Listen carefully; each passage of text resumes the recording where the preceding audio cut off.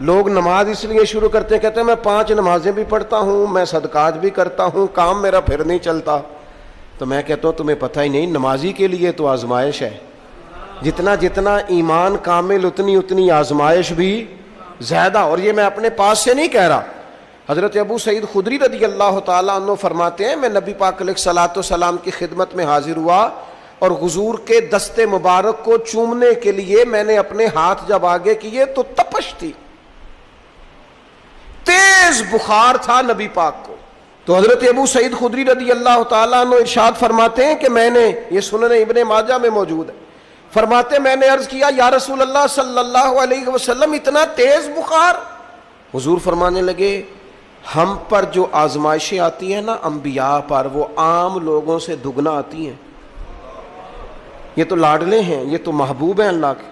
فرمایا عام لوگوں سے دگنی آزمائش آتی ہے، لیکن فرمایا ہمارا رب بڑا کریم ہے، ہمیں اجر بھی ڈبل ہی عطا کرتا ہے، ہمیں اجر بھی ڈبل ہی عطا کرتا ہے۔ تو حضرت ابو سعید خدری کہتے ہیں موقع اچھا تھا، میں نے ایک سوال بھی کر دیا، میں نے کہا یا رسول اللہ صلی اللہ علیہ وسلم بتائیے نا بھلا دنیا میں زیادہ آزمائشیں کن کو آتی ہیں؟ تو حضور فرمانے لگے سب سے زیادہ آزمائشیں اللہ کے انبیاء کو آتی ہیں، نبیوں کو آتی ہیں۔ حضور اس کے بعد فرمایا اس کے بعد جو ان کے زیادہ قریب ہوتا ہے اسے آتی ہیں۔ لوگ کیا سمجھیں گے امام حسن کی آزمائش کو؟ لوگ کیسے سمجھیں گے سیدنا امام حسین کی آزمائش کو؟ فرمایا جو ان کے زیادہ قریب ہوتا ہے اسے زیادہ آزمائش آتی ہے۔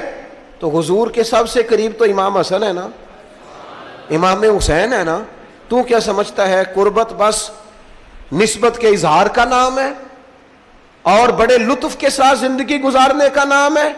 تو نبی پاک علیہ الصلوۃ والسلام نے فرمایا بات بڑی مزے کی ہے، فرمایا پھر اللہ کے بعض بندے تو ایسے ہوتے ہیں جنہیں اللہ فقر میں مبتلا کر دیتا ہے، فرمایا ان کے پاس صرف ایک چادر رہ جاتی ہے، اتنا فقر ان کے پاس آتا ہے، لیکن جو حدیث کے آخری لفظ ہے نا وہ وجد والے ہیں، وہ وجد والے ہیں، وہ سرور والے ہیں۔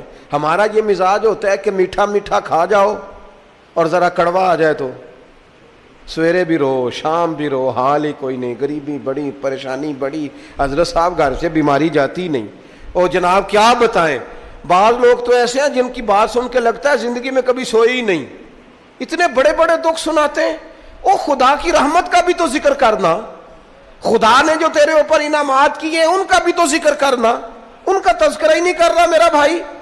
نبی پاک علیہ السلام نے فرمایا ان لوگوں پر دکھ آتے ہیں پر قربان ہونے کو جی چاہتا ہے ان لفظوں پر۔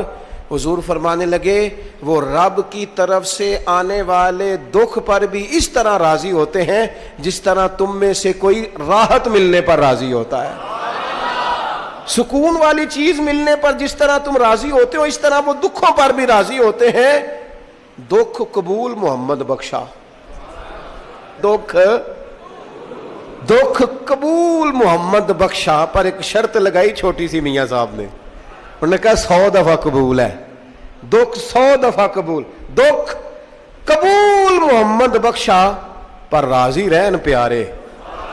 یہ شرط یہ ہے کہ تو راضی رہ، تو راضی رہ، دکھ قبول محمد بخشا، راضی رہن پیارے۔ اور حضرت سلطان صاحب کہنے لگے اساں کیتی ہے جان حوالے رب دے، ایسا عشق کمایا ہے اسی مرن تو پہلو ہی مر گیا، باہو تا مطلب نو پایا ہے۔